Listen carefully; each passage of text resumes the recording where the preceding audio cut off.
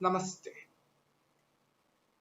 Gloria മീഡിയയുടെ കർത്തൃപാദത്തിങ്കൽ അല്പനേരം എന്ന പരിപാടിയിലെ പുതിയ ഒരു എപ്പിസോഡിലേക്ക് നിങ്ങളെ എല്ലാവരെയും ഞാൻ സഹർഷം സ്വാഗതം ചെയ്യുന്നു.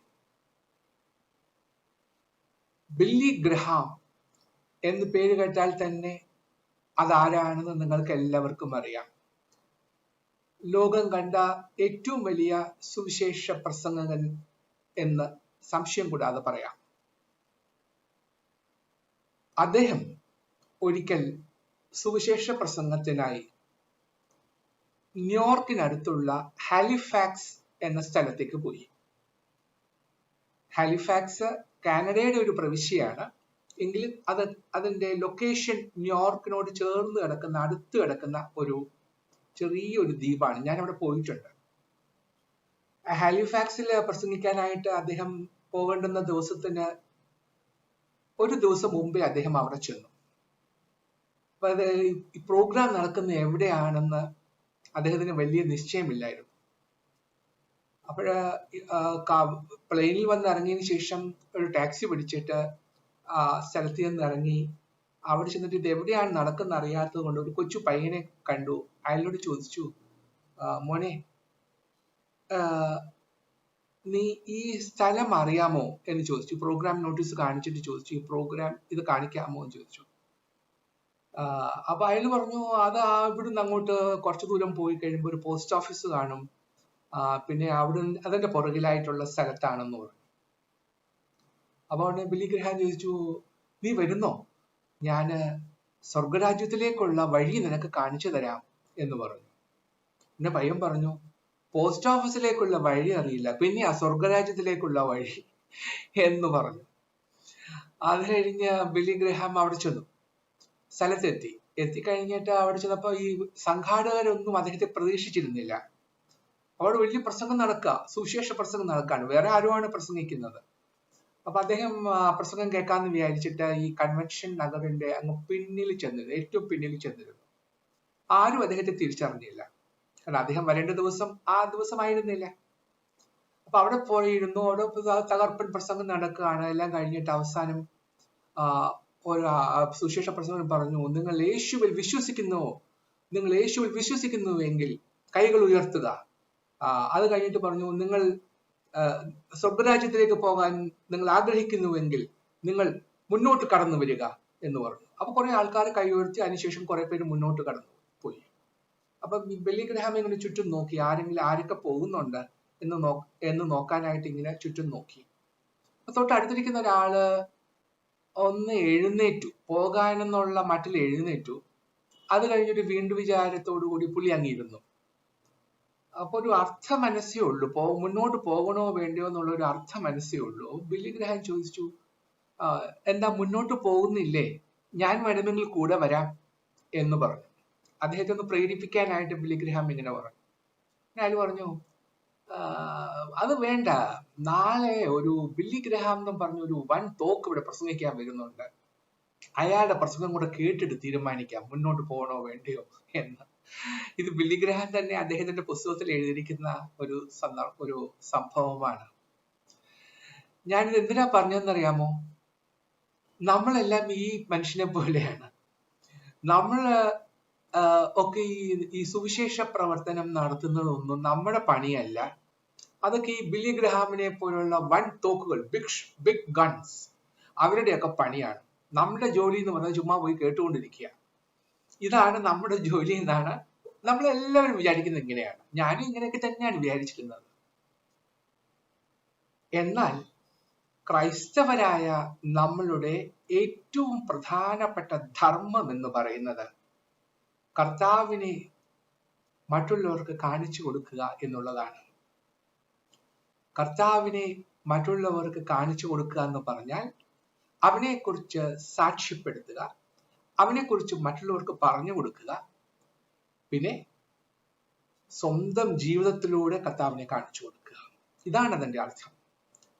ഇത് ചെയ്യാൻ ബാധ്യതപ്പെട്ടവനാണ് ക്രിസ്ത്യാനി. ഇതാണ് അവന്റെ ഒന്നാമത്തെ ധർമ്മം. ദൈവത്തെ അറിയുക. അത് കഴിഞ്ഞാൽ അവൻ അറിയുന്ന ദൈവത്തെ, അവൻ രുചിച്ചറിയുന്ന ദൈവത്തെ മറ്റുള്ളവർക്ക് കാണിച്ചു കൊടുക്കുക. ഇതിൽ കവിഞ്ഞ മറ്റെന്താണ് നമുക്ക് ചെയ്യാനുള്ളത്? നിർഭാഗ്യവശാൽ നമ്മളോ നമ്മളുടെ ആധുനിക സഭകളോ ഒന്നും ഇതിനെക്കുറിച്ചൊന്നും വളരെ ബോധേഡ് ആണെന്ന് തോന്നുന്നില്ല. അതവിടെ നിൽക്കട്ടെ. ഇന്ന് ഞാൻ നിങ്ങളോട് സംസാരിക്കാനായിട്ട് തിരഞ്ഞെടുത്ത വേദഭാഗം വിശുദ്ധ ലൂക്കോസിന്റെ സുവിശേഷം 10-ാം അധ്യായമാണ്. വിശുദ്ധ ലൂക്കോസിന്റെ സുവിശേഷം 9-ാം അധ്യായത്തില് കർത്താവ് 12 ശിഷ്യന്മാരെ അടുക്കൽ വിളിച്ചു. സകല ഭൂതങ്ങളുടെ മേലും വ്യാധികളെ സൗഖ്യമാക്കുവാനും അവർക്ക് ശക്തിയും അധികാരവും കൊടുത്തു. എന്നിട്ട് അവരെ സുവിശേഷം പ്രചരിപ്പിക്കാനായിട്ട് അയക്കുകയാണ്. വിശുദ്ധ മത്തായിയുടെ സുവിശേഷത്തിൽ പറയുന്നത് ഇസ്രയേൽ ഗൃഹത്തിലെ കാണാതെ പോയ ആടുകളുടെ അടുക്കിലേക്ക് അവരെ അയച്ചു എന്നാണ് പറയുന്നത്. ഇസ്രയേൽ ഗൃഹത്തിലെ കാണാതെ പോയ ആടുകളുടെ അടുക്കിലേക്കാണ് അവരെ അയച്ചത്, ജാതികളുടെ അടുക്കിലേക്കല്ല. അപ്പൊ അവർക്ക് വളരെ ഒരു ലിമിറ്റഡ് ആയിട്ടുള്ള ഒരു സ്ഥലമേ കർത്താവ് ചൂണ്ടിക്കാണിച്ചു കൊടുത്തിട്ടുള്ളൂ. എന്നാൽ ഈ ലൂക്കോസിന്റെ സുവിശേഷം 9-ാം അധ്യായം കഴിഞ്ഞ് 10-ാം അധ്യായത്തിലേക്ക് വരുമ്പോൾ നമ്മൾ കാണുന്നു കർത്താവ് അനന്തരം വേറെ 70 പേരെ നിയമിച്ചു. താൻ ചെല്ലുവാനുള്ള ഓരോ പട്ടണത്തിലേക്കും സ്ഥലത്തിലേക്കും അവരെ തനിക്ക് മുൻപായി ഈരണ്ടായി അയച്ചു എന്ന് എഴുതിയിരിക്കുന്നു. ആ 12 പേരെ കൂടാതെ കർത്താവ് വേറെ 70 പേരെയും കൂടെ നിയമിക്കുന്നു. എന്താണ് ഈ 70ന്റെ പ്രസക്തി? അത് പണ്ഡിതന്മാര് പറയുന്നത് അന്നത്തെ ജൂതന്മാരുടെ വിശ്വാസം അനുസരിച്ച് 12 ട്രൈബ്സ് ഉണ്ട്, 12 കുലങ്ങൾ, പിന്നെ 70 രാജ്യങ്ങൾ. ലോകത്തിലെമ്പാടും 70 രാജ്യങ്ങൾ എന്നായിരുന്നു അത്രയും വിശ്വാസം. അതുകൊണ്ടാണ് 70 പേരെ അയക്കുന്നത്. എന്ന് വെച്ചാൽ ലോകത്തിന്റെ എല്ലാ ഭാഗങ്ങളിലേക്കും പോകാൻ വേണ്ടി 70 പേരെ നിയമിക്കുന്നു എന്നാണ് നമ്മൾ മനസ്സിലാക്കേണ്ടത്. അപ്പൊ ഈ 70 പേരെ നിയമിച്ചിരിക്കുന്നത് ഇതെന്താണ്? ഇത് ആദ്യത്തെ 10-ാം അധ്യായത്തിൽ പറയുന്നത് മിഷൻ ഓഫ് ദി ക്ലർജി. കർത്താവ് ഓർക്കുന്നില്ലേ, അത്താഴ സമയത്ത് തന്റെ അപ്പവും വീഞ്ഞും എടുത്ത് വാഴ്ത്തിയിട്ട് ഇത് എന്റെ ശരീരമാകുന്നു, ഇതെന്റെ രക്തമാകുന്നു, ഞാൻ വരുന്നതുവരെ നിങ്ങൾ ഇപ്രകാരം ചെയ്യുവീനെന്ന് പറഞ്ഞ് 12 പേരെ ചുമതലപ്പെടുത്തുന്നുണ്ട്. അത് ക്ലർജിയെ അവിടെ എസ്റ്റാബ്ലിഷ് ചെയ്യുകയാണ്. ഇത് ചെയ്യാൻ ക്ലർജിക്ക് മാത്രമേ അവകാശമുള്ളൂ. നമുക്ക് ആർക്കും പോയിട്ട് അപ്പം എടുത്ത് വാഴ്ത്തിയിട്ട് ഇതെന്റെ ശരീരമാകുന്നു എന്നൊന്നും പറയാൻ നമുക്ക് അവകാശമില്ല, അധികാരവുമില്ല. നമ്മളെ ആരും അതിന് അധികാരപ്പെടുത്തിയിട്ടില്ല. അത് ചെയ്യാൻ ക്ലർജിക്ക് മാത്രമേ അവകാശമുള്ളൂ. അതാണ് കാരണം ആ ശിഷ്യന്മാരുടെ പിന്തുടർച്ചയാണ് അവര്, അല്ലെ? നമ്മളുടെ സഭ സ്ഥാപിച്ചത് മർത്തോമാ ശ്ലീഹയാണ്. അപ്പൊ അദ്ദേഹം കർത്താവിന്റെ ശിഷ്യനാണ്. കർത്താവ് അദ്ദേഹത്തിന് അധികാരം കൊടുത്തു. അദ്ദേഹം ഇവിടെ വന്ന് വേറെ കുറെ പേരെ ക്രിസ്ത്യാനികളാക്കി, അവർക്ക് കൈവയ്പ് കൊടുത്തു. അവരിൽ നിന്നും ഒരുപാട് പിതാക്കന്മാർ വന്നു. അങ്ങനെ വന്ന ഒരുപാട് പേരുടെ അനന്തരഗാമികളാണ് പുരോഹിത വർഗം. അപ്പൊ അവരുടെ ജോലിയാണ്, അവരുടെ കർത്തവ്യമാണ് അത് അപ്പവും വീഞ്ഞും വാഴ്ത്തി കർത്താവ് വരുന്നത് വരെ എന്റെ ഓർമ്മയ്ക്കായി ഇപ്രകാരം ചെയ്യുവീനെന്ന് പറയുന്ന ജോലി ചെയ്യാൻ നമുക്ക് ആർക്കും അവകാശമില്ല. നമ്മുടെ ജോലി എന്താ? കർത്താവ് വേറെ 70 പേരെ നിയമിച്ചു. ആ 70 പേരിൽ പെടുന്നതാണ് ഞാനും നിങ്ങളും. നമ്മളെ ലേറ്റ് ചെയ്യണം. അപ്പൊ ആദ്യത്തേത് 12 മിഷൻ ഓഫ് ദ ക്ലർജി. 12 പേരെ അയക്കുന്നത് മിഷൻ ഓഫ് ദ ക്ലർജി ആണെങ്കിൽ ഈ 70 പേരെ അയക്കുന്നത് മിഷൻ ഓഫ് ദ ലേറ്റി ആണ്. Mission of the laity. നമ്മൾ ഐമേനികളുടെ മിഷനെ കുറിച്ചാണ് കർത്താവ് പറയുന്നത്. അപ്പോൾ ഈ 70 പേരെ കർത്താവ് നിയമിക്കുന്നത് വളരെ വളരെ പ്രധാനപ്പെട്ട ഒരു കാര്യമാണ്. ഇപ്പൊ ശ്ലീഹ നോയമ്പിന്റെ സമയമാണ്. അതും കൂടെ കൊണ്ടാണ് ഞാൻ ഈ വിഷയത്തെ കുറിച്ച് അല്പനേരം സംസാരിക്കണമെന്ന് ആഗ്രഹിച്ചത്. ഇത് കർത്താവ് അവരെ അയച്ചിട്ട് അവർക്ക് കർത്താവ് പറയുന്നുണ്ട്, കൊയ്ത്ത് വളരെയുണ്ട് സത്യം, വേലക്കാരോ ചുരുക്കം. ആകയാൽ കൊയ്ത്തിന്റെ യജമാനനോട് തന്റെ കൊയ്ത്തിന് വേലക്കാരെ അയക്കേണ്ടതിനെ അപേക്ഷിപ്പീൻ, പോകുവീൻ, ചെന്നായ്ക്കൾ നടുവിൽ കുഞ്ഞാടുകളെ പോലെ ഞാൻ നിങ്ങളെ അയക്കുന്നു എന്ന് പറയുന്നു. ഇത് 10-ാം അധ്യായം, ലൂക്കോസിന്റെ സുവിശേഷം 10-ാം അധ്യായം 2-3 വാക്യങ്ങളാണ് ഞാൻ ഇപ്പോൾ വായിച്ചു കേൾപ്പിച്ചത്. ഇവിടെ ലേറ്റിക്ക് 2 കാര്യങ്ങൾ ചെയ്യാനായിട്ടുണ്ട്. എന്താണ് ചെയ്യേണ്ടത്? ഒന്ന് കൊയ്ത്തിന്റെ യജമാനനോട് തന്റെ കൊയ്ത്തിന് വേലക്കാരെ അയക്കേണ്ടതിനെ അപേക്ഷിപ്പീൻ എന്ന് പറയുന്നു. അത് പ്രയർ ആണ്, അല്ലെ? കൊയ്ത്ത് വളരെ ഉണ്ട്, വേലക്കാർ കുറവാണ്. അപ്പൊ കൊയ്ത്തിന്റെ യജമാനൻ ആര്? കൊയ്ത്തിന്റെ യജമാനൻ ദൈവം തമ്പുരാനാണ്. അപ്പോൾ കൊയ്ത്തിന്റെ യജമാനനോട് കൂടുതൽ വേലക്കാരെ കിട്ടാൻ വേണ്ടി അപേക്ഷിപ്പീൻ എന്നാ പറയുന്നത്, പ്രാർത്ഥിക്കണം. അപ്പൊ ഒന്നാമത്തെ നമ്മുടെ ജോലി പ്രാർത്ഥനയാണ്. അപ്പോൾ പ്രാർത്ഥിക്കണം. പിന്നെ രണ്ടാമത്തെ എന്താണ് പറയുന്നത്? പ്രാർത്ഥിച്ചു കഴിഞ്ഞാൽ പിന്നെന്താ ചെയ്യേണ്ടത്? പോകുവീൻ. വെർബാണ്, വെർബാണ് അവിടെ ഉപയോഗിച്ചിരിക്കുന്നത്. പോകുവീൻ ആക്റ്റീവ് വെർബാണ്. അപ്പൊ രണ്ടാമത് ചെയ്യേണ്ടത് നമ്മൾ പോകണം എന്നുള്ളതാണ്. നമ്മൾ ആദ്യം പ്രാർത്ഥിക്കണം, പിന്നെ നമ്മൾ ഈ പ്രവൃത്തി ചെയ്യാനായി നാം മുന്നിട്ടിറങ്ങണം. ഇത് രണ്ടുമാണ് നമ്മൾ ചെയ്യേണ്ടുന്ന കാര്യം. അപ്പോൾ ഇത് ചെയ്യുമ്പോഴ വാസ്തവത്തില് നമ്മള് യെശയ്യാപ്രവാചകന്റെ പുസ്തകം 66-ാം അധ്യായത്തില് ഒരു വളരെ ഇമ്പോർട്ടന്റ് ആയിട്ടുള്ള ഒരു പാസേജ് ഉണ്ട്. അതിൽ 66-ാം അധ്യായം 12-ാം വാക്യത്തില് എഴുതിയിരിക്കുന്നു, യഹോവ ഇപ്രകാരം അരുളി ചെയ്യുന്നു, നിങ്ങൾക്ക് കുടിപ്പാൻ വേണ്ടി ഞാൻ അവൾക്ക് നദി പോലെ സമാധാനവും കവിഞ്ഞൊഴുകുന്ന തോടുപോലെ ജാതികളുടെ മഹത്വവും നീട്ടിക്കൊടുക്കും.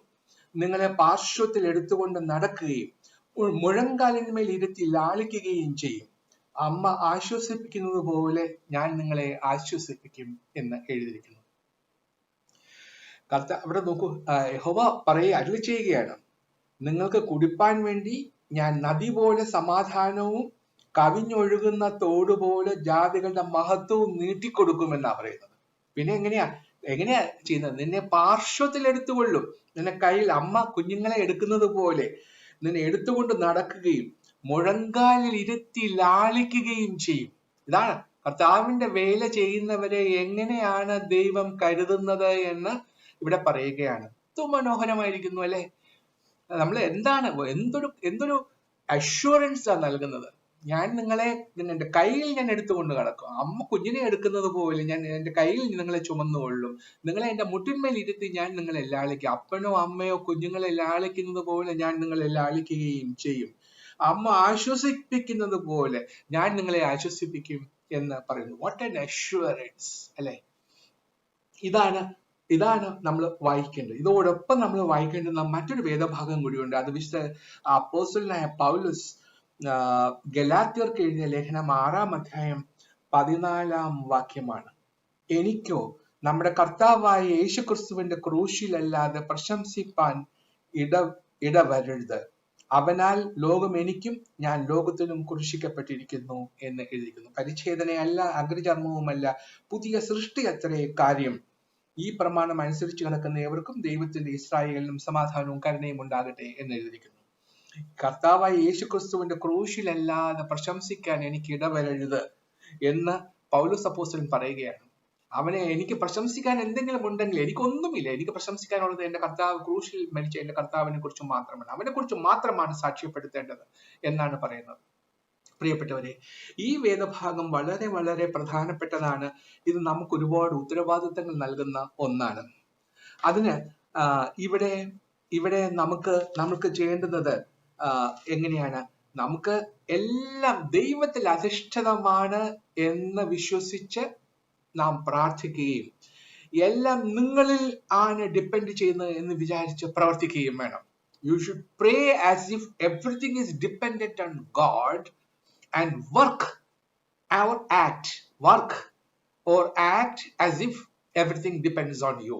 ഇങ്ങനെ വേണം നമ്മൾ ചെയ്യേണ്ടുന്നത്. കാരണം സോൾ വിന്നിങ്, മറ്റുള്ള ആത്മാക്കളെ രക്ഷപ്പെടുത്തുക എന്ന് പറയുന്നത് ഒരു ബിബ്ലിക്കൽ ഇമ്പരറ്റീവ് ആണ്. അതുകൊണ്ടാണ് ഈ ഗോസ്പെൽ എന്ന വാക്ക് തന്നെ നോക്കുക. ഗോസ്പെൽ എന്ന വാക്കൊന്ന് ഡിവൈഡ് ചെയ്യുക. GOSPEL അല്ലേ എന്റെ സ്പെല്ലിങ്? അത് നമുക്കൊന്ന് ഡിവൈഡ് ചെയ്യാം. ഗോ, പോവുക, ആൻഡ് സ്പെൽ, അതാണ് ഗോസ്പെൽ. അത് നമുക്ക് കർത്താവിനെ വേണ്ടിയിട്ട് കർത്താവിനെ കണ്ടു കഴിഞ്ഞാൽ അവനിൽ വിശ്വസിക്കുന്നവൻ മറ്റുള്ളവർക്ക് പോയി പറയണം. ഇപ്പൊ നമുക്കറിയാം, ആദ്യം കർത്താവിനെ അടുത്ത് പോകുന്ന ശിഷ്യൻ ആരാ? അന്ത്രയോസ് ആണ്. അന്ത്രയോസ് പോയിട്ട് പത്രോസിനെ വിളിച്ചുകൊണ്ട് വരുന്നത് അല്ലെ? നമ്മൾ ആ ശമരിയക്കാരി സ്ത്രീയെ കുറിച്ച് നമുക്കറിയാമല്ലോ. വെള്ളം ചോദിച്ച് കർത്താവ് സംസാരിക്കുന്ന ഒരു പാവപ്പെട്ട സ്ത്രീയോട്. അത് കഴിഞ്ഞ് അവൾക്ക് മനസ്സിലാവുന്നുണ്ട്, ഇത് ചില്ലറക്കാരനല്ല എന്റെ മുൻപിൽ ഇരുന്ന് സംസാരിക്കുന്നത്. കാരണം അവളുടെ പൂർവ്വ ചരിത്രത്തെ കുറിച്ചൊക്കെ കർത്താവ് പറയുന്നുണ്ട്. അത് കഴിഞ്ഞിട്ട് അവൾ പോയി അവളുടെ വേഗം തന്നെ 5 ഭർത്താക്കന്മാരെ വിളിച്ചുകൊണ്ട് വരിക എന്നൊക്കെ കർത്താവ് പറയുമ്പോഴേ എനിക്കിപ്പോഴുള്ളത് ഭർത്താവല്ല എന്നൊക്കെ പറയുന്ന സംഭവത്തെ കുറിച്ചൊക്കെ നമുക്കറിയാവുന്നതാണ്. അവളെന്താ ചെയ്യുന്നത്? അവൾ ഓടിപ്പോയി നാട്ടിൽ അവിടെ ഗ്രാമത്തിൽ ചെന്നിട്ട് അവരോട് പറയുന്നുണ്ട്, ദേ വേഗം വാ, ഞാനൊരു വലിയൊരു ആളെ കണ്ടിരിക്കുന്നു എന്ന് പറഞ്ഞ് അവരെ ചെന്ന് സാക്ഷ്യപ്പെടുത്തുന്നുണ്ട്. ഒരു സുവിശേഷ പ്രവർത്തനമാണ് അവിടെ നടക്കുന്നത്. പ്രിയപ്പെട്ടവരെ, ഇതാണ് നമ്മുടെ ഒന്നാമത്തെ ഉത്തരവാദിത്വം. ഞാനിപ്പോൾ ഓർക്കുകയാണ്, 2016 ഞാൻ ചീഫ് സെക്രട്ടറി ആയിരുന്ന സമയത്താണ് നമ്മുടെ പഴയ സെമിനാരിയുടെ 200-ാം വാർഷികം കൊണ്ടാടിയത്.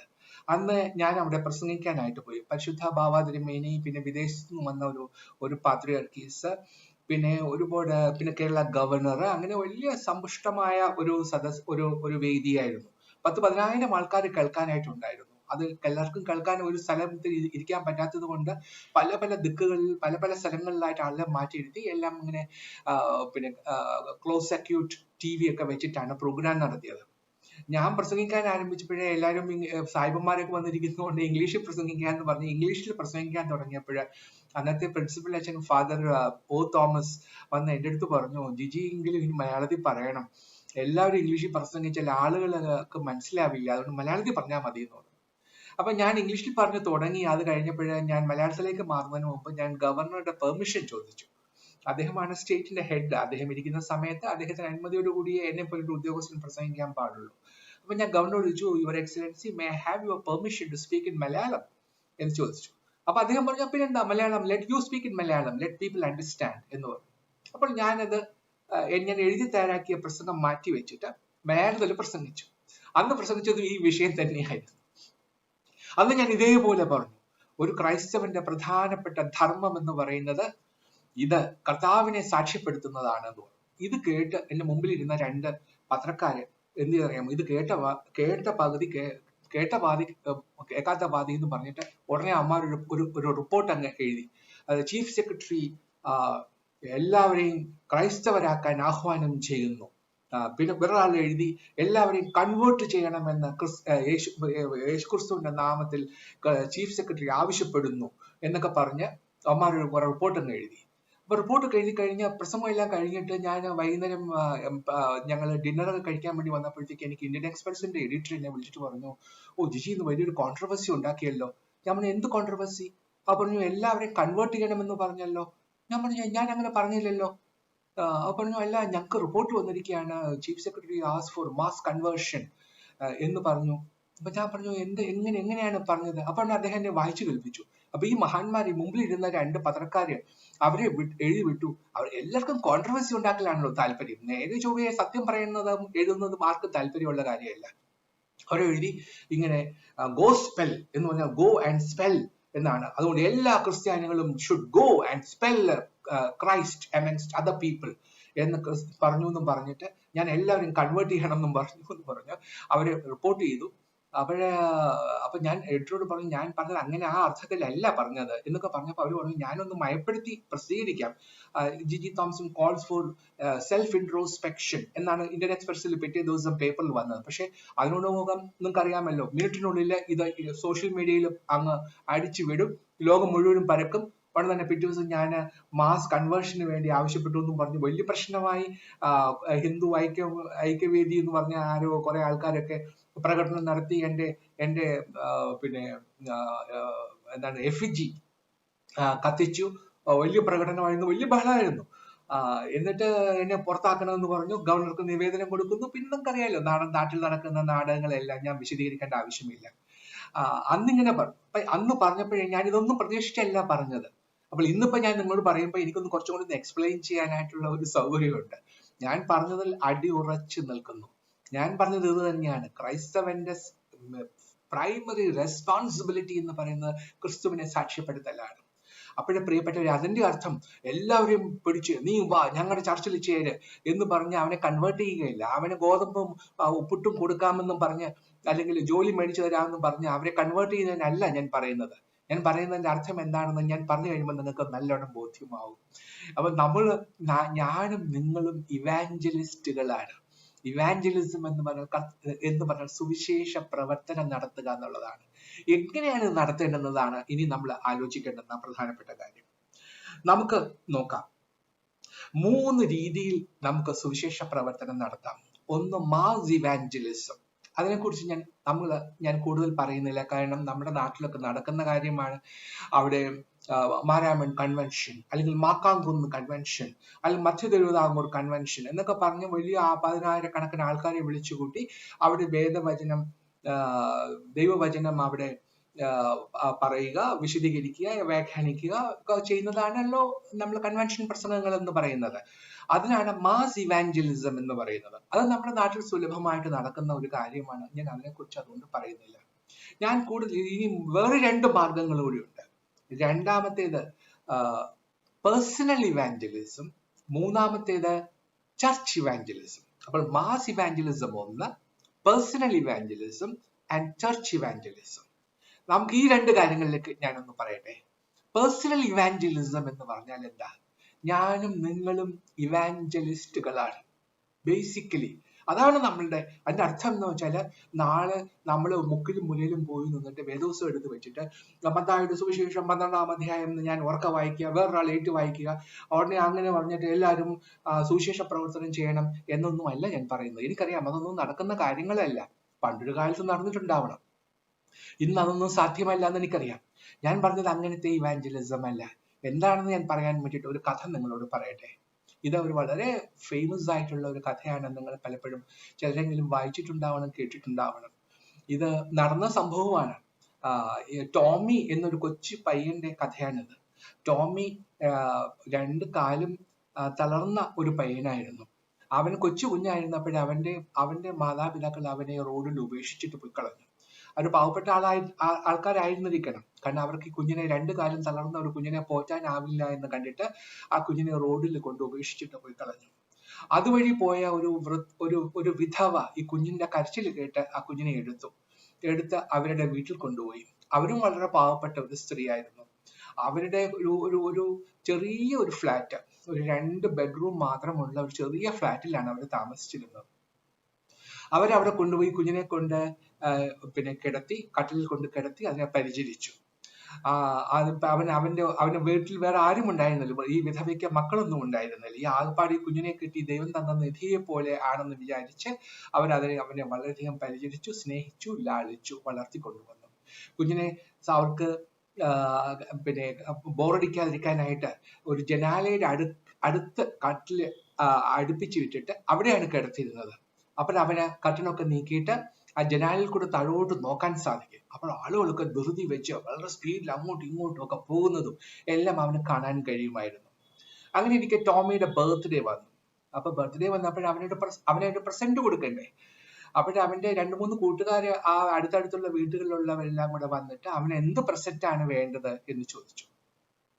അപ്പോൾ ടോമി പറഞ്ഞു, എനിക്ക് ഒരു പുസ്തകം കിട്ടിയാൽ കൊള്ളാം. അപ്പൊ എങ്ങനത്തെ പുസ്തകം വേണം? അത് മറ്റുള്ളവർക്ക് വേണ്ടി എല്ലാം മാറ്റിവെക്കുന്ന ഒരാളിന്റെ ഒരു ജീവചരിത്രം, അങ്ങനെ ഒരു പുസ്തകം ഉണ്ടെങ്കിൽ അതൊന്ന് വായിച്ചാൽ കൊള്ളാം എന്ന് പറഞ്ഞു. ഉടനെ കുട്ടികൾ പോയിട്ട് ബുക്ക് സ്റ്റാളിൽ ചെന്നിട്ട് ചോദിച്ചു, ഇങ്ങനെ മറ്റുള്ളവർക്ക് വേണ്ടി എല്ലാം ത്യജിച്ച ഒരാളുടെ കഥയുള്ള ഒരു ഓട്ടോബയോഗ്രഫിയോ വല്ല ഉണ്ടോ എന്ന് ചോദിച്ചു. അപ്പൊ അവര് പറഞ്ഞു, അങ്ങനത്തെ ഓട്ടോബയോഗ്രഫി ഒന്നും ഇല്ല എന്ന് പറഞ്ഞു. അങ്ങനെ അന്വേഷിച്ചു പോയി പല കടകളിലും കയറി ഇറങ്ങി. അവസാനം ഒരു ബുക്ക് സെല്ലർ പറഞ്ഞു, ഒരു പുസ്തകമുണ്ട്, അത് ഞാൻ വേണമെങ്കിൽ നിങ്ങൾക്ക് തരാം എന്ന് പറഞ്ഞിട്ട് പുതിയ നിയമത്തിന്റെ ഒരു കോപ്പി എടുത്തു കൊടുത്തു. ഇതിൽ പറഞ്ഞു, ഇതിൽ പറയുന്ന ആള് ഈ പറഞ്ഞതുപോലെയാണ്. സ്വന്തം ജീവനേക്കാൾ മറ്റുള്ളവരുടെ ജീവനെ വില കൽപ്പിച്ച ആളാണ്. എല്ലാം മറ്റുള്ളവർക്ക് വേണ്ടി ത്യജിച്ച ആളാണ്. ഇതൊരു പക്ഷേ ആ കുട്ടിക്ക് പ്രയോജനം ചെയ്യും എന്ന് പറഞ്ഞ് ആ പുസ്തകം കൊടുത്തു. അതാണ് അവനത്തെ ബർത്ത്ഡേ പ്രസന്റ് ആയിട്ട് കിട്ടിയത്. അപ്പോൾ ഈ ബർത്ത്ഡേ പ്രസന്റ് കിട്ടി കഴിഞ്ഞിട്ട് ടോമി ഈ പുസ്തകമൊക്കെ എടുത്ത് വായിക്കാൻ തുടങ്ങി. വായിച്ചപ്പോൾ അവന് വലിയ ആവേശമായി. കാരണം ഓരോ താളുകൾ മറിക്കുമ്പോഴും കർത്താവ് ചെയ്ത ഓരോരോ കാര്യങ്ങൾ, അവന്റെ ജീവിതമെല്ലാം അവൻ 4 ഗോസ്പലും വായിച്ചു കഴിഞ്ഞപ്പോൾ അവൻ എന്തെന്നില്ലാത്ത ആവേശമുള്ളവനായി മാറി. അപ്പോൾ അവൻ എന്ത് ചെയ്തു? ഇത് ആരോടെങ്കിലും പറയണം. പക്ഷെ പറയാൻ നിവർത്തിയില്ല, കാരണം കാലിരണ്ടും തളർന്ന കുട്ടിയാണ്. പിന്നെ എന്ത് ചെയ്യും എന്ന് വിചാരിച്ചിട്ട് അവൻ എന്താ ചെയ്തെന്നറിയാമോ? ചെറിയ പേപ്പറിന്റെ കഷ്ണങ്ങൾ, പേപ്പർ മുറിച്ചിട്ട് ചെറിയ പേപ്പർ ബിൽസ് പോലെ ഉണ്ടാക്കിയിട്ട് അതിനകത്തൊക്കെ അവൻ ഇഷ്ടപ്പെട്ട വരികൾ എഴുതാൻ തുടങ്ങി. നിന്നെ പോലെ തന്നെ നിന്റെ അയൽക്കാരനെ സ്നേഹിക്കുക, നിന്റെ കൂട്ടുകാരന് വേണ്ടി സ്വന്തം ജീവനെ കൊടുക്കുന്നതിലുപരി സ്നേഹം മറ്റാർക്കുമില്ല. എല്ലാം യഹോവയിൽ സമർപ്പിക്കുക. ഇങ്ങനെയൊക്കെയുള്ള വേദഭാഗങ്ങള് അവന് എഴുതി മനുഷ്യനിൽ ആശ്രയിക്കുന്നതിനേക്കാൾ യഹോവയിൽ ആശ്രയിക്കുന്നത് നല്ലത് എന്ന് സങ്കീർത്തനം 118 സങ്കീർത്തനം 8 വാക്യം ഇതൊക്കെ എഴുതി ഇവനിങ്ങനെ പേപ്പറിനകത്ത് ഈ ജനൽ കൂടി ഇങ്ങനെ പറിച്ചുകൊണ്ടേയിരുന്നു.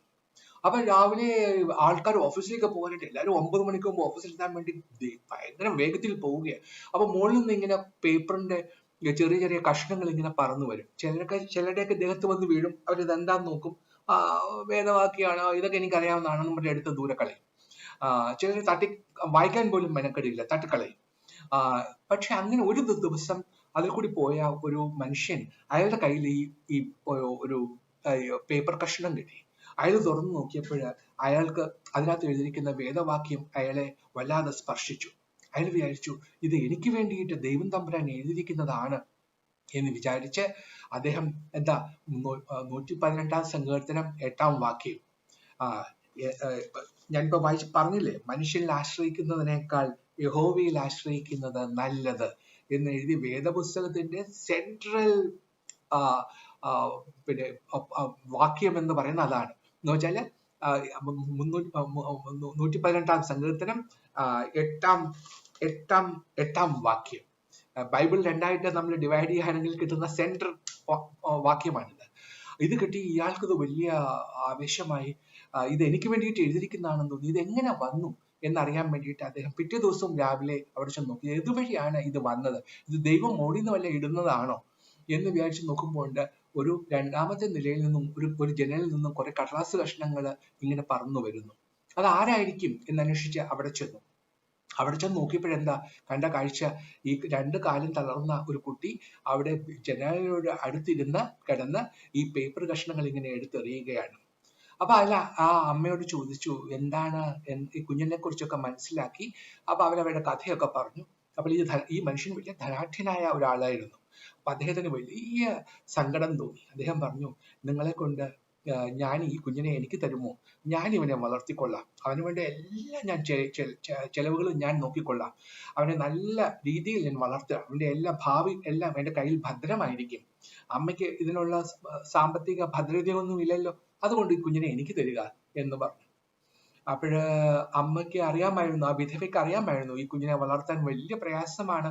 അവർക്ക് അതിനുള്ള ധനാഗമ മാർഗങ്ങളൊന്നും ഉണ്ടായിരുന്നില്ല. അപ്പോഴ് അവര് പറഞ്ഞു കുഞ്ഞിനോട് ചോദിക്കാൻ പറഞ്ഞു. അപ്പൊ ടോമിയോട് ചോദിച്ചു. അപ്പൊ ടോമി പറഞ്ഞു, അങ്കിൾ അവിടെ വീട്ടില് ഇതുപോലെയുള്ള മുറിയുണ്ടോ? അപ്പൊ അദ്ദേഹം പറഞ്ഞു, ഇതിനേക്കാളും മനോഹരമായ മുറിയുണ്ട്, വളരെ സൗകര്യങ്ങളുള്ള മുറിയുണ്ട്, എല്ലാ കാര്യങ്ങളും നോക്കാം, നിനക്ക് എന്ത് ആവശ്യങ്ങൾ വേണമെങ്കിലും അവിടെ ഉണ്ടാവും. അവിടെ ഇതേപോലെ ഇതിനേക്കാളും മനോഹരമായ മുറിയായിരിക്കും, ഇതിനേക്കാളും സൗകര്യങ്ങളുള്ള കണ്ടീഷൻ ചെയ്ത മുറിയാണ്, അവിടെ നിനക്ക് കിടക്കാം. അപ്പോൾ ടോമി ചോദിച്ചു, അപ്പോൾ അങ്കിൾ ആ ജനലിന്റെ അടുത്ത് കിടന്നാൽ എനിക്കിങ്ങനെ ആളുകളൊക്കെ ഇങ്ങനെ പോകുന്നത് കാണാൻ പറ്റുമോ? അപ്പോൾ അദ്ദേഹം പറഞ്ഞു, അത് കാണാൻ പറ്റില്ല, കാരണം എന്റെ വീട് 5 ഏക്കറിനകത്തിരിക്കുന്ന ഒരു വലിയ ബംഗ്ലാവാണ്, അവിടെ നിന്ന് നോക്കിയാൽ ആളുകൾ പോകുന്നതൊന്നും കാണാൻ പറ്റില്ല എന്ന് പറഞ്ഞു. അപ്പോൾ അവൻ പറഞ്ഞു, അയ്യോ അങ്കിൾ, അങ്ങനെയാണെങ്കിൽ എനിക്കിങ്ങനെ ഇങ്ങനത്തെ നോട്ട്സ് ഒന്നും കൊടുക്കാൻ പറ്റില്ലല്ലോ, അതുകൊണ്ട് എനിക്കിത് മതി എന്ന് പറഞ്ഞു. ഇതാണ് ടോമിയുടെ കഥ. ഈ കുഞ്ഞിന്റെ ഇവാഞ്ചലിസം നോക്കുക. ഇതാണ് ഞാൻ പറഞ്ഞ പേഴ്സണൽ ഇവാഞ്ചലിസം എന്ന് പറയുന്നത്. ഈ കുഞ്ഞ് നോക്കൂ, 2 കാലം തളർന്നു കിടക്കുന്ന കുഞ്ഞ്, അവന് വേണ്ടുന്നത് എന്താ? കർത്താവിനെ കുറിച്ച് മനസ്സിലാക്കി കഴിഞ്ഞപ്പോൾ അവന്റെ കാര്യങ്ങൾ മറ്റുള്ളവരോട് പറയണം. അതിന് പ്രതിബന്ധമായി നിൽക്കുന്ന ഒന്നും വേണ്ട. എനിക്ക് കൂടുതൽ സുഖ സൗകര്യങ്ങൾ കിട്ടും, കൂടുതൽ ധനം കിട്ടും, അല്ലെങ്കിൽ എനിക്ക് മറ്റെല്ലാ സൗകര്യങ്ങളും കിട്ടും. വേണ്ട, അതിനേക്കാളും ഉപരി ഏറ്റവും വലുത് അവനെ കുറിച്ച് മറ്റുള്ളവരോട് പറയുന്നതാണ്. അതിനുള്ള അവസരം നിഷേധിക്കുന്ന ഒന്നും എനിക്ക് വേണ്ട എന്ന് പറയുന്ന ഈ കുഞ്ഞ് ആണ് ഇവാഞ്ചലിസ്റ്റ്. ഇതാണ് പേഴ്സണൽ ഇവാഞ്ചലിസം എന്ന് ഞാൻ പറഞ്ഞത്. പ്രിയപ്പെട്ടവരെ, നമ്മളെല്ലാം പേഴ്സണൽ ഇവാഞ്ചലിസ്റ്റുകളാണെന്ന് ഞാൻ പറയുമ്പോൾ ഞാൻ അർത്ഥമാക്കുന്നത് ഇത്ര മാത്രമേ ഉള്ളൂ. നമ്മൾ ഓരോരുത്തർക്കും, നമ്മൾ ഇരിക്കുന്ന ഏത് നിലയിൽ നിങ്ങൾ ഇരിക്കുന്നു, നിങ്ങൾ എഞ്ചിനീയർ ആവാം, ഡോക്ടർ ആവാം, ലെക്ചറർ ആവാം, കൃഷിക്കാരനാവാം, അല്ല പോലീസ് ഓഫീസർ ആകാം, ആരോ ആകട്ടെ, നിങ്ങൾ ഏത് നിലയിലാണോ കർത്താവ് നിങ്ങളെ വെച്ചിരിക്കുന്നത് ആ നിലയിൽ ഇരുന്നു കൊണ്ട് നിങ്ങൾക്ക് ദൈവത്തെ കാണിച്ചു കൊടുക്കാം. പ്രസംഗിക്കണ്ട, എഴുതണ്ട, ലേഖനങ്ങൾ എഴുതണ്ട, ഒന്നും ആവശ്യമില്ല. സ്വന്തം ജീവിതത്തിലൂടെ കർത്താവിനെ കാണിച്ചു കൊടുക്കാം. ഇതാണ് പേഴ്സണൽ ഇവാഞ്ചലിസം. ഈ പേഴ്സണൽ ഇവാഞ്ചലിസം നമ്മൾ ഓരോരുത്തരും ചെയ്യണമെന്നുള്ളതാണ് എന്റെ പോയിന്റ്. ഇനി മൂന്നാമത്തേത് മാസ് ഇവാഞ്ചലിസം. ഞാൻ അതിനെക്കുറിച്ച് ദീർഘമായിട്ട് പറഞ്ഞില്ല, നമുക്ക് എല്ലാവർക്കും അറിയാവുന്നതുമുണ്ട്. പേഴ്സണൽ ഇവാഞ്ചലിസം ഇതാണ്. ഇനി മൂന്നാമത് വേണ്ടുന്നത് ചർച്ച് ഇവാഞ്ചലിസം ആണ്. എന്താണ് ഈ ചർച്ച് ഇവാഞ്ചലിസം എന്ന് പറഞ്ഞാൽ? ഇപ്പൊ ചോദിക്കും, ചർച്ചിലൊക്കെ എന്താ സുവിശേഷ പ്രവർത്തനങ്ങൾ നടക്കുന്നില്ലേ? ഉണ്ട്. ഞായറാഴ്ച കുർബാനയുടെ ഇടയ്ക്ക് 5-10 മിനിറ്റ് പുരോഹിതൻ അവിടെ പ്രസംഗിക്കുന്നുണ്ട്, അല്ലെങ്കിൽ ഇടയ്ക്കിടയ്ക്കൊക്കെ പ്രസംഗങ്ങൾ നടക്കുന്നുണ്ട്, അല്ലെ? പ്രാർത്ഥനാ യോഗങ്ങളുണ്ട്. പ്രാർത്ഥനാ യോഗത്തിൽ പറയുന്നുണ്ട് മർത്തമറിയം സമാജമുണ്ട്, അല്ലെങ്കിൽ യുവജനങ്ങളുടെ സമാജമുണ്ട്. ഇതൊക്കെ ഒരു സുവിശേഷ പ്രവർത്തനത്തിന്റെ ഭാഗം തന്നെയാണ്, ഇല്ല എന്ന് ഞാൻ പറയുന്നില്ല. ഇതൊക്കെ പേഴ്സണൽ ഇത് ചർച്ച് ഇവാഞ്ചലിസത്തിന്റെ ഭാഗങ്ങൾ തന്നെയാണ്. പക്ഷെ ഞാൻ പറയുന്ന ചർച്ച് ഇവാഞ്ചലിസം കുറച്ചുകൂടി വ്യത്യസ്തമാണ്. അതുകൂടി ഒന്ന് വിശദമാക്കാം. വീണ്ടും ഞാൻ ഒരു സംഭവം നിങ്ങളോട് വിവരിക്കാം.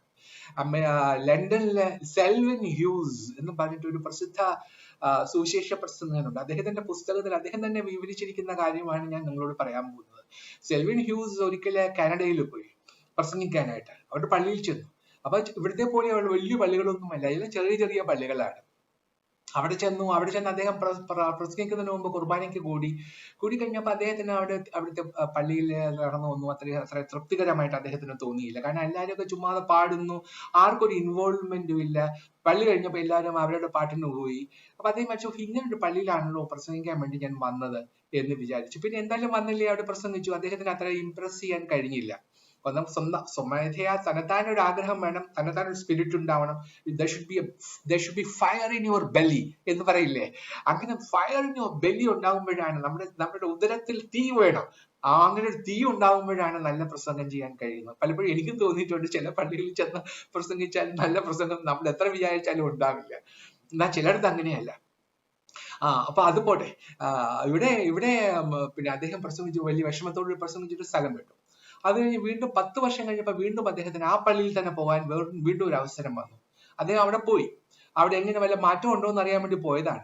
അദ്ദേഹം വിചാരിച്ചതിനേക്കാളും ചെന്നപ്പോൾ വലിയൊരു മാറ്റം സംഭവിച്ചിരിക്കുന്നു. ആളുകളെല്ലാം വളരെ വികാരാവേശത്തോടു കൂടി പ്രാർത്ഥിക്കുന്നു, പാട്ടുപാടുന്നു, എല്ലാവരും ഇൻവോൾവ്ഡ് ആകുന്നു. അപ്പോൾ അദ്ദേഹം ഒരു അടുത്തിരുന്ന ആളിനോട് ചോദിച്ചു, ഇവിടെ എന്താണ് ഒരു വലിയ വ്യത്യാസം കാണുന്നല്ലോ? 10 വർഷം മുമ്പ് ഞാൻ ഈ പള്ളിയിൽ വന്നപ്പോഴേ ഇങ്ങനെ ഒരു വ്യത്യാസം കണ്ടില്ല. എന്താണ് ഈ വ്യത്യാസത്തിന്റെ കാരണം എന്ന് ചോദിച്ചു. അപ്പൊ അദ്ദേഹം പറഞ്ഞു, അതിവിടെ ഒരു കാരണം ഉണ്ടായി. കാരണം ഒരു ദിവസം ഞങ്ങളുടെ പള്ളിയിൽ ഒരു ചെറുപ്പക്കാരി സ്ത്രീ വന്നു. അവൻ ഞങ്ങളുടെ പള്ളിയിലെ അംഗമായിരുന്നില്ല, ഇടവകക്കാരി ആയിരുന്നില്ല. ഒരു അപരിചിതയായ ഒരു സ്ത്രീയാണ് വന്നത്. അതുകൊണ്ട് തന്നെ എല്ലാവരും അവളെ നോക്കിയപ്പോ അവള് ഗർഭിണിയായിരുന്നു. അവളുടെ കയ്യില് മോതിരമൊന്നും ഉണ്ടായിരുന്നില്ല. അപ്പോൾ അവൾ വിവാഹിതയല്ല എന്ന് ഞങ്ങൾക്ക് ബോധ്യമായി. അപ്പോൾ ഒരു അവിഹിത ഗർഭത്തിന്റെ ഉടമയാണ് അവൾ എന്ന് ഞങ്ങൾക്ക് മനസ്സിലായി. ഞങ്ങൾ എല്ലാവരും അവളെ വളരെ അവജ്ഞയോടെ നോക്കി. അത് കഴിഞ്ഞ് പള്ളി പിരിഞ്ഞു, എല്ലാവരും അങ്ങ് പോയി. കുറച്ചു ദിവസം കഴിഞ്ഞപ്പോൾ ഒരു വാർത്ത കിട്ടി, അവിടെ ഒരു മലയിടുക്കിൽ ഒരു യുവതിയുടെ മൃതദേഹം കിടക്കുന്നു എന്നൊരു വാർത്ത കിട്ടി. ഞങ്ങളെല്ലാം പോയി അന്വേഷിച്ചു നോക്കിയപ്പോൾ അന്ന് പള്ളിയിൽ വന്ന അതേ യുവതി തന്നെയായിരുന്നു. അവ പരിശോധിച്ച സമയത്ത് അവളുടെ കയ്യിൽ ഒരു കുറിപ്പുണ്ടായിരുന്നു. ആ കുറിപ്പിൽ ഇത്ര മാത്രം എഴുതിയിരുന്നു, nobody cared, ആരും എന്നെ ഗൗനിച്ചില്ല എന്ന മലയാളത്തിൽ. അപ്പൊ അവർ ഇംഗ്ലീഷിൽ എഴുതിയിരിക്കുന്ന ആ കുറിപ്പ് കണ്ടപ്പോഴേ ഞങ്ങൾക്ക് വിഷമമായി. ഈ സ്ത്രീ ആണല്ലോ നമ്മുടെ പള്ളിയിൽ വന്നത്, നമ്മൾ ആരും അവളുടെ കാര്യം അന്വേഷിച്ചില്ല, അവളുടെ ഭാഗത്താണോ തെറ്റ് എന്ന് നമ്മൾ ചോദിച്ചില്ല, നമ്മൾ അവരെ മൈൻഡ് ചെയ്തില്ല. അത് കാരണം അവള് ഡിപ്രസ്ഡ് ആയിട്ട് അവൾ സ്വന്തം ജീവിതം ത്യജിക്കുകയാണ് ചെയ്തത്. അത് ഞങ്ങളുടെ മനസ്സിൽ വലിയ വിഷമമുണ്ടാക്കി. ഇത് ഒരു യഥാർത്ഥ ക്രൈസ്തവ രീതിയല്ല എന്ന് ഞങ്ങൾക്ക് തോന്നി. അതുകൊണ്ട് ഞങ്ങൾ തീരുമാനിച്ചു, ഇനി ഞങ്ങളുടെ പള്ളിയിൽ ആര് വന്നാലും എല്ലാവരും അങ്ങോട്ടും ഇങ്ങോട്ടും അവരുടെ ക്ഷേമം അന്വേഷിക്കണം, അവരുടെ ദുഃഖത്തിലും സന്തോഷത്തിലും പങ്കുചേരണം, അവരുടെ വൃദ്ധിക്ഷയങ്ങളിൽ ഭാഗഭാക്കുകളാവണം എന്നൊക്കെ ഞങ്ങൾ തീരുമാനിച്ചു. അതിൽ വന്ന മാറ്റമാണ് ഈ കാണുന്നത് എന്ന് പറഞ്ഞു. പ്രിയപ്പെട്ടവരെ, ഇതാണ് ചർച്ച് ഇവാഞ്ചലിസം. ഈ ചർച്ച് ഇവാഞ്ചലിസം ഇന്ന് നടക്കുന്നുണ്ടോ? പള്ളിയിൽ പ്രസംഗങ്ങൾ നടക്കുന്നുണ്ട്, അല്ലെ? മർത്തമറിയ സമാജവും പിന്നെ യുവജന പ്രസ്ഥാനവും എല്ലാം നടക്കുന്നുണ്ട്, ഇല്ലാന്നൊന്നും ഞാൻ പറയുന്നില്ല. പക്ഷെ ഇതിലെല്ലാം ഉപരിയായിട്ട് വേണ്ടുന്ന ഒന്നാണ് ഇത്.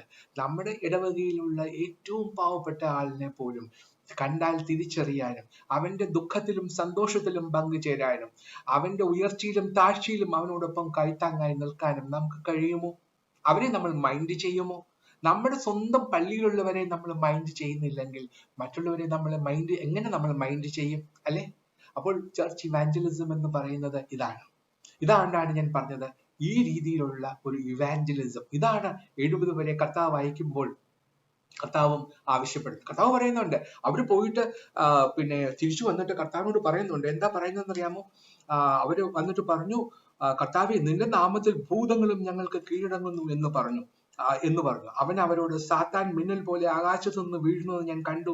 പാമ്പുകളെയും തേളുകളെയും ശത്രുവിന്റെ സകല ബലത്തെയും ചവിട്ടുവാൻ ഞാൻ നിങ്ങൾക്ക് അധികാരം തരുന്നു. ഒന്നും നിങ്ങൾക്ക് ഒരിക്കലും ദോഷം വരുത്തുകയും ഇല്ല എന്ന് പറയുന്നു. നോക്കൂ, ഇവിടെയും നമ്മൾ ഓർത്തിരിക്കേണ്ടുന്ന ഒരു കാര്യമുണ്ട്. നമ്മള് പിന്നെ പഴയ നിയമകാലത്ത് ഇതുപോലെ ദൈവത്തിന്റെ കൈ അവനോടൊപ്പം ഉണ്ടായിരുന്നു. ഇപ്പൊ ഹാനോക്കിനെ കുറിച്ച് പറയുന്നുണ്ട്. 365 വർഷം ജീവിച്ചിരുന്ന ഹാനോക്ക്, ദൈവത്തിന്റെ കൈ അവന്റെ മേൽ ഉണ്ടായിരുന്നു. ദൈവം അവനോടൊപ്പം നടന്നു എന്നാണ് ഉൽപ്പത്തി പുസ്തകത്തിൽ എഴുതിയിരിക്കുന്നത്. പിന്നെ ഇവിടെ എന്താ സംഭവിച്ചിരിക്കുന്നത്? ഇവിടെ കർത്താവ് അവരെ അയക്കുമ്പോഴ് കർത്താവ് അവർക്കൊരു വലിയ ശക്തിയാണ് കൊടുക്കുന്നത്. കർത്താവ് അവരോട് പറയുന്നുണ്ട്, നോക്കൂ, ഞാൻ നിങ്ങളിൽ വസിക്കും, നിങ്ങൾ എന്നിലും വസിക്കും. ഞാൻ നിങ്ങളിൽ വസിക്കുകയും നിങ്ങൾ എന്നിൽ വസിക്കുകയും ചെയ്യുന്നു. വ്യത്യാസമുണ്ട്. ഇവിടെ പരിശുദ്ധാത്മാവ് എന്ന കാര്യസ്ഥൻ നമ്മളിൽ വസിക്കുകയാണ്. വ്യത്യാസമുണ്ട്. പഴയ നിയമകാലത്ത് അവൻ നമ്മളോടൊപ്പം ദൈവം ഉണ്ടായിരുന്നു, അവന്റെ കൈ നമ്മുടെ മേലുണ്ടായിരുന്നു, നമ്മളോടൊപ്പം നടന്നു എന്നൊക്കെ എഴുതിയിട്ടുണ്ടെങ്കിലും നമ്മളിൽ വസിക്കുന്നു എന്ന് ഞാൻ ഇതൊരിക്കലും വായിച്ചിട്ടില്ല. ഇവിടെ പുതിയ നിയമകാലത്ത് അങ്ങനെയല്ല. കർത്താവ് പറയുന്നത് നമുക്കറിയാം, ഞാനും പിതാവും ഒന്നാകുന്നു എന്ന് കർത്താവ് പറയുന്നുണ്ട്. പിന്നെ കർത്താവ് ആവശ്യപ്പെടുന്നുണ്ട്, നിങ്ങൾ എന്നിൽ വസിക്കണം. ഒരു മുന്തിരിവള്ളിക്ക് കൊമ്പുകൾ മുന്തിരിവള്ളിയിൽ വസിക്കണ്ടേ? എങ്കിലല്ലേ അത് പുഷ്ടി പ്രാപിക്കുകയുള്ളൂ. അതുപോലെ നിങ്ങൾ എന്നിലും വസിക്കണം. ഇവിടെ പരിശുദ്ധാത്മാവ് പ്രേരിതമായിട്ട്, പരിശുദ്ധാത്മാവ് നമ്മളിൽ വസിക്കുമ്പോഴാണ് നമുക്കും കർത്താവിന്റെ പേരിൽ അത്ഭുത പ്രവർത്തികൾ ചെയ്യാൻ പറ്റുന്നത്. അത് മിറക്കിൾസ് ചെയ്യുന്നതല്ല, നമുക്ക് മാറ്റം വരുത്താൻ കഴിയുന്നത് പരിശുദ്ധാത്മാവ് നമ്മളിൽ വസിക്കുമ്പോഴാണ്. അങ്ങനെ വസിച്ചത് കൊണ്ടാണ് ഈ 70 പേർക്കും വലിയ ഭൂതങ്ങളെ പോലും കീഴടക്കാൻ സാധിച്ചത്. പ്രിയപ്പെട്ടവരെ, നമ്മുടെ വേദപുസ്തകം വായിച്ചാൽ നമുക്ക് അറിയാം, പഴയ നിയമത്തിലെ ദൈവം എന്ന് പറയുന്ന ആൾ മിഷണറിയായ ദൈവമായിരുന്നു. ലോകത്തിലെ മുഴുവൻ കുടുംബങ്ങളെയും അനുഗ്രഹിക്കാൻ ഒരു കുടുംബത്തെ അവൻ തിരഞ്ഞെടുത്തു. സുവിശേഷങ്ങളിലെ ക്രിസ്തു മിഷണറിയായ ക്രിസ്തുവാകുന്നു.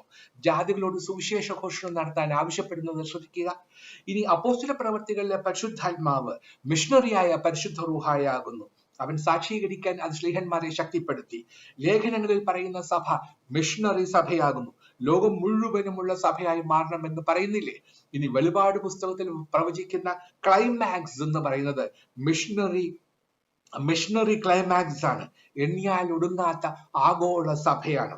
1885 ജനറൽ വില്യം ബൂത്ത്, രക്ഷാസൈന്യത്തിന്റെ സ്ഥാപകനായ ജനറൽ വില്യം ബൂത്ത്, അദ്ദേഹം ലണ്ടനിലെ രക്ഷാസൈന്യത്തെ അഭിസംബോധന ചെയ്തുകൊണ്ട് അവരോട് ചോദിച്ചു, ലോകത്തിന്റെ ചുറ്റളവ് എത്ര, ഭൂമിയുടെ ചുറ്റളവ് എത്ര? അപ്പോൾ അവർ പറഞ്ഞു 25,000 മൈൽ എന്ന് പറഞ്ഞു. അപ്പൊ അദ്ദേഹം പറഞ്ഞു, എങ്കിൽ അതിനു ചുറ്റും കൈകൾ കോർക്കാനായി നാം വളരണം എന്ന് പറഞ്ഞു. പ്രിയപ്പെട്ടവരെ, ഇതാണ് നമ്മളെല്ലാവരും. നിങ്ങൾ ഏത് ഡിനോമിനേഷനുള്ളവരാവട്ടെ, നിങ്ങൾ കത്തോലിക്കനാവട്ടെ, ഓർത്തഡോക്സുകാരനാവട്ടെ, യാക്കോബായക്കാരനാവട്ടെ, മാർത്തോമക്കാരനാവട്ടെ, പെന്തക്കോസ്തുകാരനാവട്ടെ, ആരുമാകട്ടെ, അതിലൊന്നും നമ്മൾ നോക്കേണ്ട ആവശ്യമില്ല. നമുക്ക് നമ്മുടെ കർത്താവിനെ സാക്ഷ്യപ്പെടുത്തണം. അവനെ എന്റെ ജീവിതത്തിലൂടെ കാണിക്കണം. ഞാൻ പോകുന്ന പള്ളി അതുപോലെയുള്ള ഒന്നായിരിക്കണം. വെറുതെ വാചകം കൊണ്ടുള്ള സുവിശേഷ പ്രസംഗമല്ല ഞാൻ പറയുന്നത്. പ്രവൃത്തിയിലൂടെ നമ്മൾ അത് കാണിച്ചു കൊടുക്കണം. അങ്ങനെ കാണിച്ചു കൊടുത്ത് നമ്മൾ നമ്മുടെ കർത്താവിനെ സാക്ഷ്യപ്പെടുത്തുന്നവരായി മാറണം. അങ്ങനെ മാറുമ്പോൾ നമ്മളെല്ലാവരും കൂടെ കൈകൾ കോർക്കുമ്പോൾ ഈ ഭൂമിയുടെ ചുറ്റളവ് 25,000 മൈലും നമുക്ക് കൈകൾ കോർത്തു നിൽക്കാൻ മാത്രമായി നമ്മൾ വളരും. അങ്ങനെ വളരാൻ ദൈവത്തിന്റെ പരിശുദ്ധ റൂഹ നിങ്ങളെ എല്ലാവരെയും സജ്ജരാക്കട്ടെ എന്ന് പ്രാർത്ഥിച്ചുകൊണ്ട് എന്റെ വാക്കുകൾ ചുരുക്കട്ടെ.